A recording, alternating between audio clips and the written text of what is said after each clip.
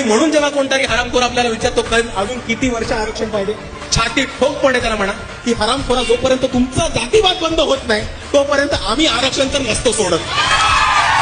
जो उखाडणार उखाडली. तर जातीवाद बंद होत नाही म्हणजे काय नक्की बंद होत नाहीये? काय कोण तुम्हाला मंदिरात येऊ देत नाहीये, कोण तुम्हाला असं काय करताय किंवा हात लागला तर कोण असं लांब जात आहे, असं काय होतं? म्हणजे काय एक्झॅक्टली जातीवाद होतोय म्हणजे काय होतोय हे प्लीज कॉमेंटमध्ये नक्की कळवा.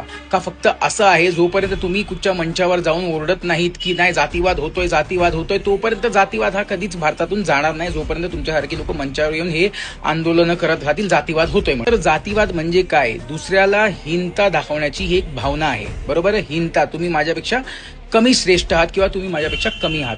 मग जेव्हा तुम्ही मंचावर तो माणूस जो तुम्हाला विचारतोय कधी रिझर्वेशन सोडणार, त्याला तुम्ही बोलताय हरामखोरा, म्हणजे तुम्ही ऑलरेडी तिला शिवी घालून हे दाखवताय की तुमची जात जी आहे ही वर्चस्व असणारी जात आहे, जे की ऍक्च्युअलमध्ये राईट आहे तुम्हाला वर्चस्व, कारण की तुमच्याकडे रिझर्वेशन आहे, तुमच्याकडे ॲट्रोसिटी ऍक्ट टाकण्याची ती एक मुभा आहे.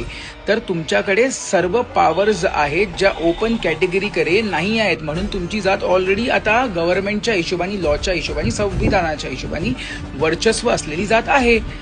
मग जर का हा भेदभाव नाही आहे तर मग काय आहे? ज्या कॉन्फिडन्सनी तुम्ही समोरच्याला हरामखोरा म्हणून सांगताय ना, तोच एक मोठा प्रूफ आहे की जातीवाद नाहीच आहे. जर का जातीवाद असता तर या उभ्या मंचावर तुम्ही छाती ठोकपणे समोरच्याला शिवीगाळ करून हे सांगूच शकला नसतात कधी. हे मान्य करा. कारण की जो तुम्हाला हा प्रश्न विचारत आहे तो कदाचित एक छोटा स्टुडंट असेल हो, ज्यांनी 94% मार्क्स काढले असतील एक्झाममध्ये आणि 96चा कट ऑफ लागला असेल आणि त्यांनी त्याच्या मित्रांना बघितलं असेल कमी कट ऑफ असल्यामुळे त्यांना तर ऍडमिशन मिळालं, त्या बिचाराला ऍडमिशन नाही मिळालं, म्हणून तो कळकळीचा प्रश्न तुम्हाला विचारत असेल. पण तुम्ही त्याला हरामखोरा म्हणताय, ठीक आहे तुमची मर्जी. पण बाकी तुम्हाला काय वाटतं कॉमेंटमध्ये जरूर कळवा. काय रिझर्वेशन हटलं पाहिजे, नाही हटलं पाहिजे, तुमचे काय व्ह्यूज आहेत नक्कीच कॉमेंटमध्ये कळवा. हर हर महादेव, सत्यमेव जयते.